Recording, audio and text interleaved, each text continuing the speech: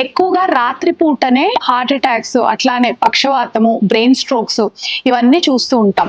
వీటికి రీజన్స్ ఏంటో తెలుసుకుందాం. ముఖ్యంగా నైట్ టైమ్స్ లో బీపీ తక్కువ ఉండాలి.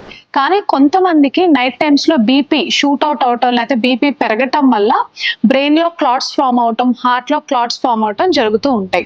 ఇంకొకటి, నైట్ టైమ్స్ కొన్ని సార్లు మిడ్ నైట్స్ లేకపోతే అర్లీ అవర్స్ లో లైక్ 3 o'clock కి 4 o'clock కి షుగర్ ఏదైనా డౌన్ అవ్వచ్చు. షుగర్ డౌన్ అవటం వల్ల బ్రెయిన్ కి ఆక్సిజన్ అండ్ సర్క్యులేషన్ తగ్గటం వల్ల కూడా brain attacks like brain strokes వచ్చే అవకాశాలు ఉంటాయి. అండ్ స్లీప్ యాప్నియా, ఇది వెరీ మోస్ట్ ఇంపార్టెంట్. చాలా మంది మగవాళ్ళల్లో అలాగే కొంతమంది ఆడవాళ్ళల్లో నిద్రపోయేటప్పుడు గురక వచ్చే అవకాశం ఉంటుంది.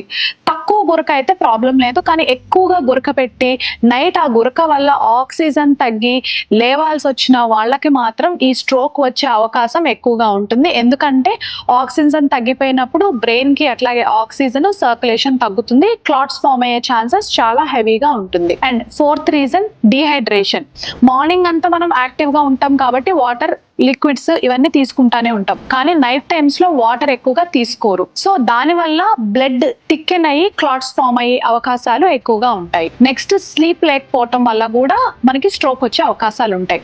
అండ్ హార్ట్ రిలేటెడ్ ప్రాబ్లమ్స్, కొన్ని ఎరిథీమియాస్, నాడికి సంబంధించిన వ్యాధులు నైట్ టైమ్స్ లోనే ఎక్కువగా వచ్చే అవకాశాలు ఉంటాయి. సో దీన్ని తగ్గించాలి అని అంటే మనం చేయాల్సింది, నిద్రపోయే ముందు ఒక 2 glasses ఆఫ్ వాటర్ తాగాలి. అలాగే బీపీ అండ్ షుగర్ టాబ్లెట్స్ కంపల్సరీగా వేసుకోవాలి. ఎవరికైనా గురక గానీ ఈ స్లీప్ యాప్నియా సింటమ్స్ కనుక ఉంటే తొందరగా హాస్పిటల్కి వెళ్ళి చూపించుకోవాలి. గుండె సమస్యలు ఏదన్నా ఉంటే వాటికి తగ్గ మెడిసిన్స్ తీసుకోవాలి. అలాగే స్లీప్ రెగ్యులర్ గా ఉండాలి. స్మోకింగ్, ఆల్కహాల్ ఇట్లాంటి వాటికి దూరంగా ఉండాలి. మినిమం ఎక్సర్సైజెస్ చేసుకుంటా ఉండాలి.